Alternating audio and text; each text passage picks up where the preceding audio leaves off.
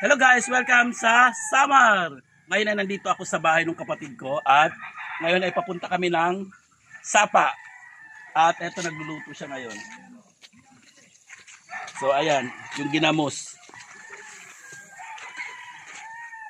So ito yung kuya ko. Kuya, kaway naman kayo dyan, no?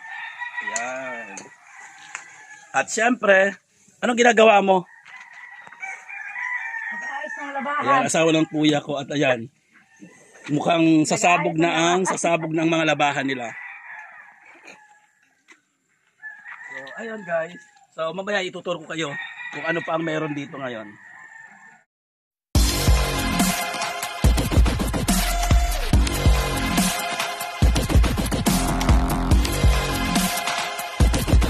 Ayan, bukod sa ginamos, meron pala kami ritong saging. Ayan, so nilagang saba. So makakatikim ako ngayon ng saba. So ano to, manibang. Tama ba ako, manibang? So medyo hinug na to. Masarap yan. Isaw-saw doon sa may suka na mayroong ginamos. So eto na yung ginamos. O ano to, baka parang nasobrahan naman ng ganyan na talaga yan. Ayusan ka, kukuhan ka yan, alpog. Ayan. So, ito yung pamangking ko na makulit. Ng buhangin. Baka tumalsik dyan sa ginamos. Di lasog-lasog na yan mamaya. Dapat pag masyadong anuhin. Para at least may maano pa, may ma... so, parang pinaka-sauce na lang talaga. Ayun, so ang gagawin niya talaga, lalasog-lasugin dahil parang mangyari, na lang siya, sausawan na may suka at may tawag to, sili. So sarap pag may sili. At ewan ko kung ano naman pinagagawa rito at bakit. Ano bang gagawin mo? Ba't may kanin? Ito yung namin kagabi, yung sobra namin. So magsasangag siya. Kasama to sa dadalhin doon namin sa may Sapa. So, ayan. Mikos-mikos. Pagkatapos ng mikos ay malinis ha. Lalagyan ng mantika. Bakit lalagyan ng mantika? Dapat ang mantika nandun sa kawali. Okay. Tapos lagyan mo na rin ng asin konti. Para templado na, para mamaya mamikos-mikos na. Naghugas ka ba ng kamay mo? Naghugas ng kamay. Indiana po ha. Yun lang. Sanay ako dyan sa mikos-mikos sa Dubai. India nga halos ginalabarda sa tuna. Sa Dubai ganyan din. Pero okay naman kasi malinis ang mga kamay nila. So talagang tradisyon nila yon. At ipapakita ko sa inyo ang aming aso. Ang aso pala nila na dati, last year, ko na to eh. Ilang taon na to na aso? Ha? 2018, so last year, nandito rin ako. So, ayan. Ayan, yan sila, mag-ina. Itong puti anak na yan. Ba't parang yung anak mas matanda pa? Parang may may skin allergy. Higa dyan? Kawawa naman. Hindi na anuhan yung nanay. Hindi na hawaan. Nanong sini na ido. Si Blackie na Iroy. Blackie. Si Blackie nga si Whitey. Kaluoy man usa. Kay may ada kuan. May kagid. Aba, matapang, di ako kilala. So lalayo na ako ngayon kasi hindi niya ako kilala. Punta tayo rito sa sa kalapatihan. Aba, may kalapati sila. So ayan. Ano to, bakit magkahiwalay? Isa rito at isa doon. Klase. So ayan. Ito pala iba-ibang klase kaya pala iba yung mga nila lagayan. So ito yung normal yatang kalapate. So nabebenta to. Pwedeng mabenta to. Ha? So bali to binebenta nyo? Alaga ala. Aba, ang dami naman. Meron pa pala rito. Oh. Ayan oh. Yan. So ito rito isa, wala na. Nakaano na yata oh. Punta pa tayo rito sa isang lagayan nila. Aba, ang dami pala. Hindi ano lang to ha. Hindi basta-basta laro lang to ha. Baka ginawa na tong business. So ayan. Ha? Ang dami oh. May mga tag oh. Parang palatandaan na sa kanila. So yan, 1, 2, 3, 4, 5, 6. 6. Ayan oh. Lapit natin. So iba-ibang klase. Ibang klase yung Ayun naman may manok. Saan yung manok kanina maliit? Hanapin natin yung manok. Ito manok. Ayan. So ito yung mga pakalat-kalat dito. Ayan. Na manok.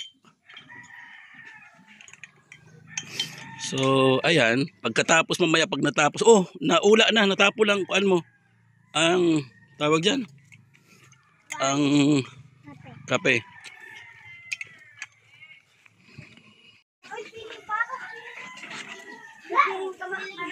Silipin pala natin yung kanina, yung sinangag na minikos-mikos niya. Ito na pala.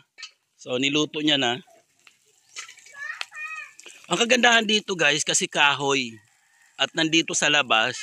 So yung niya, usok niya. So hindi pasok sa bahay. At nakakatulong to dito sa rin puno kasi mayroon kami ritong mangga. Ayan. Ayan yung mangga. Namunga na to last year. Ngayon wala na naman. At ang daw rito is may higad.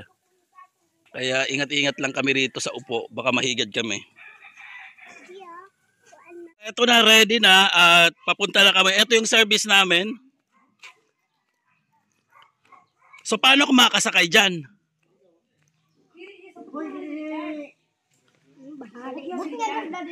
Parang hirap naman yata nito. So ayan, eto na. Ano na kayo? Ready na kayo? Opo, opo pa. So ayan, saan ang sakay ko dyan? Doon.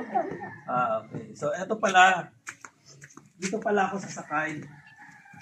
So eto. Gusto niyo ako mag-drive? O sige. Nga, ako marunong mag-drive. So kita-kits doon sa may anong pangalan ng beach na yun? Na yan? Sapa? Overflow. Sa may overflow. O sige, kita-kits. So ayun, bago kami diretso doon ng ng overflow. O pinsan ko, kaway tayo dyan sa vlog ko. O kaway man. O. So bumili kami ng gasolina para tumakbo namin eroplano. At saka nasaan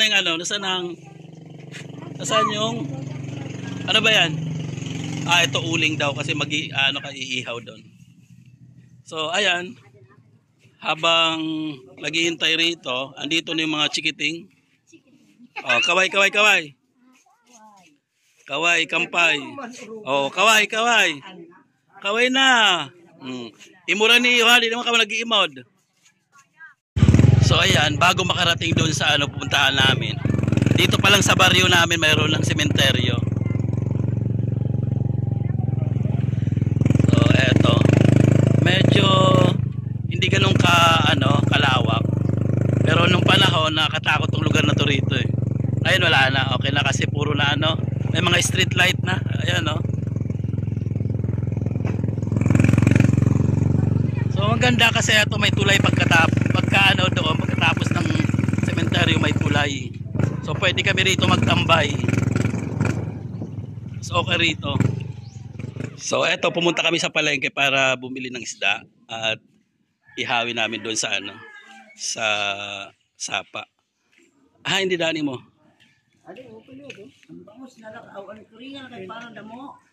Hi si Don.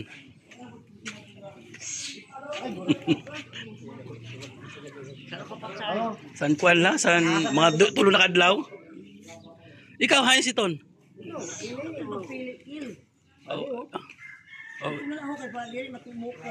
Ito. Hala, sige. Manaliton para ko. So ayan, ito yung namin, ito yung maliit namin na palengke rito sa sa bayan namin ng Victoria.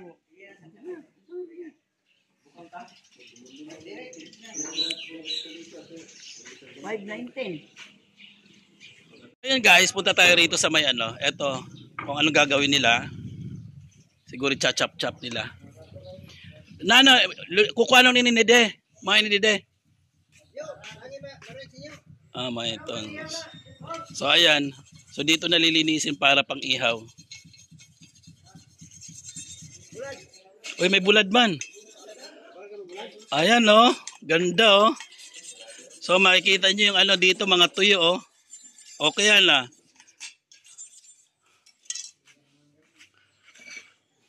Purang kilo, purang rin. Naman, ito na isda ah? Galunggong. Galunggong. Oh, galunggong. Ano yung binabad sa sa suka?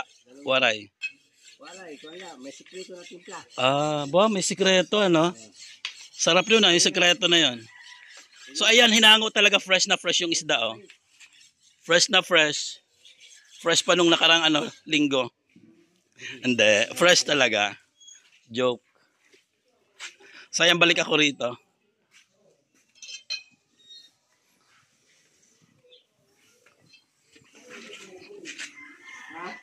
Ba't kayo nagbaya ka man la? Balik. Akala ko kasi yun yung nilinisan doon. Ito pala hindi. Ikaw na maglilinis. Ayan siguro. So magkano daw? 525. So 525. So medyo masakit pero titiisin. Grabe. Kamamahal yan sa mga 500 plus. Sige. Mauna. Kasi kasama pa pati yung ingredients niya, yung sibuyas at saka bawang. Ayan guys, nakabili na kami ng isda. So magpapaalam na tayo. Makadianay kami. Okay. So ayan. Kasi naghihintay din dito. So ayan. Ayan, nag-stop over na naman kami. Bago kami dumiretso doon, pinahanginan muna ang aming eroplano.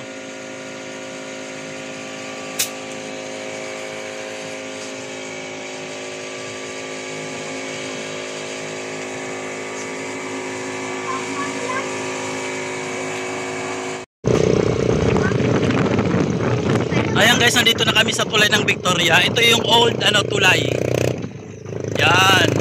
So kapanahon na namin noon, diyan yung daanan namin noon. Ito yung bago, yung maliit lang yung yung white na yun na parang may doon.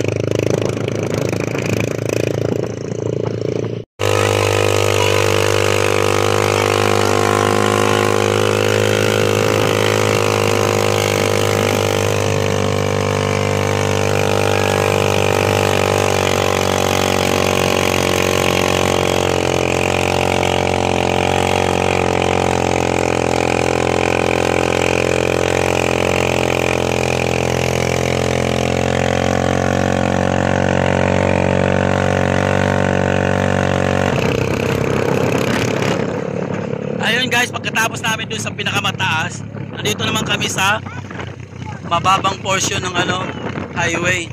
So bali nandito na kami ngayon sa bundok.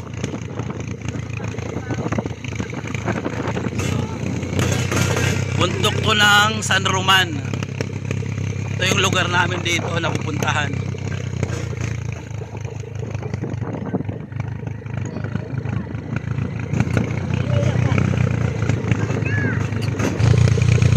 So ayun guys, okay na. Okay na yung daan. So hindi na siya lubak, wala na kami sa taas. Wala na rin sa baba, medyo na siya. Plain na siya, plain. Pantay na ang daan. Yun, pong putok-putok. Ayun, lubak naman. So eto, medyo mataas ng konti. Pababa naman. Ayan, susunod naman medyo mataas. So kaya dito talaga sa pagdadrive talagang kailangan dandaan talaga kasi ang dami rin ng ang dami ng mga nagmamaneho rin, maraming motorsiklo. coaster. Alam mo yun, taas, baba.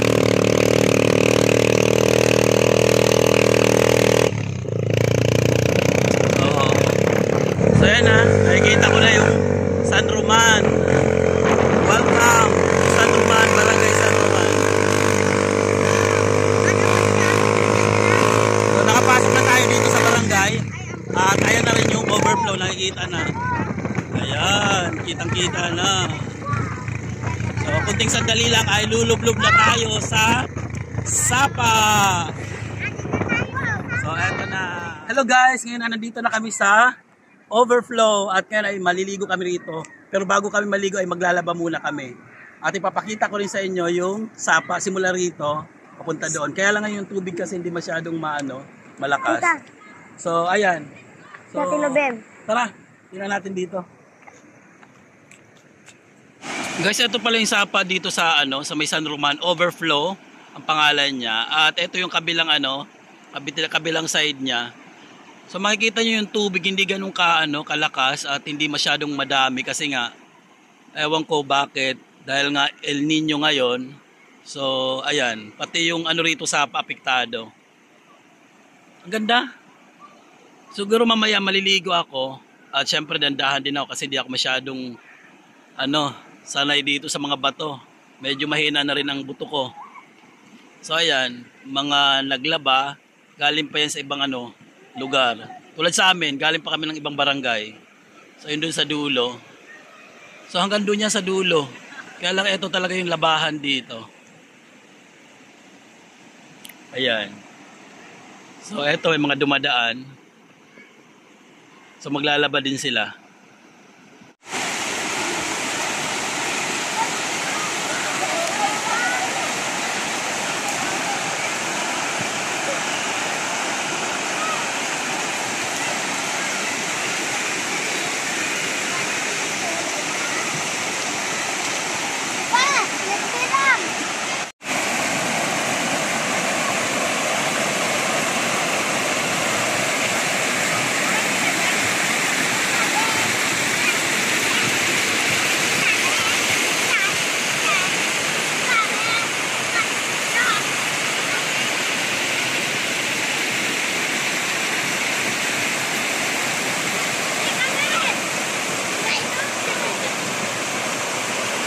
Yan, silipin pala natin yung yung isda kanina nabili ko. So eto, hiniwa na. Ayan. So ayan, dalawang yan. Dalawang piraso yung hinati mo. Yung isa ihaw, ang isa papaksiw. So eto na siya. At ayan na, nagpapausok na siya. Ilang sandali lang ay i-grill na natin, iihaw na natin. So, hain ang labahan mo. So, eto, anin labahan niya. Ayan, kunti lang naman yung labahan kasi hindi ka naman nagdala, di ba, ng ibang labahan. Ayan, more on talaga kami rito, parang picnic. So, after nung washing, nung laba niya, iinom na kami, magtatagay-tagay na kami. Yan ang buhay namin dito sa sa probinsya.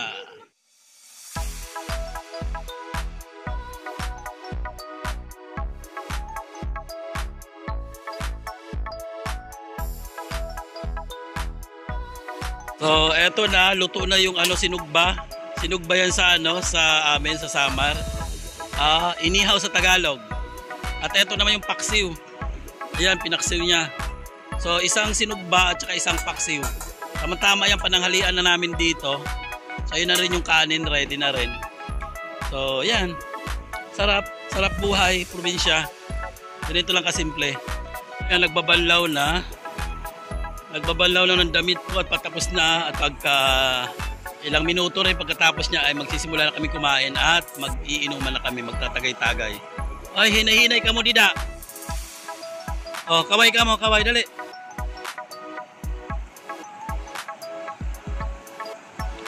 Ayan, medyo masungit na yung araw. Mukhang mainit na, masakit na sa balat. Kaya kailangan matapos na at makakain na kami. So ayan, yung mga kasama namin na iba, nandun lahat sa tubig at naliligo. So ayan, may mga boys. At doon naman may salo-salo rin. Ang dami nila doon, oh. Ayan. So may salo-salo rin sila doon. So talagang pang picnic talagang ano nito at saka laba. O, diba? Hoy, dalian na niyo, pankuruan na mga una. So ayan, tinatawag ko na yung mga pamangkin ko para kumain. At nandun pa rin sila naliligo. So eto, ready na. Naka-ready na ba? So ayan, nasaan na yung ano natin, ulam natin, nasaan yung mga pinggan na yan. Pagkatapos nito ay, di rin matapos-tapos yung ano namin, tagay namin na. Di pa makapagsimula. Ito pa, ano?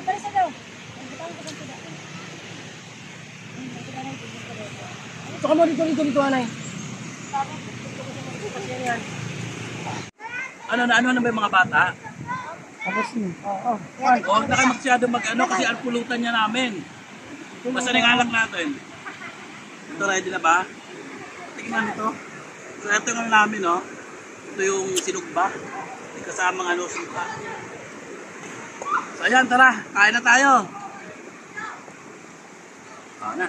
So ayan guys, simula na pala yung tagay-tagay namin. So, ano yung kapatid ko? Yung asawa niya. So, nasaan yung tagay natin? So ayan. Oh, cheers! Oh, isa pa, cheers! So ayan. Ito yung ano, ito yung happy moment namin dito. Yung tagay namin dito sa Sapa, sa may overflow.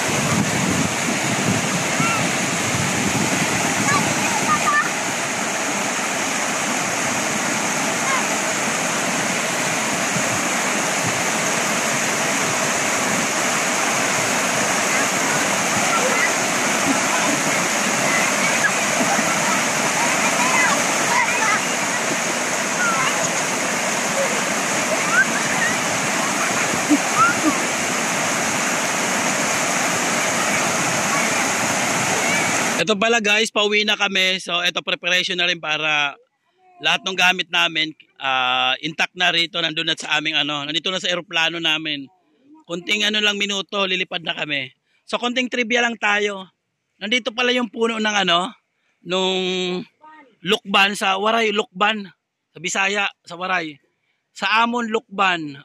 Ada lukban. Di man makita sa ano, wait lang, ito. Saan ba?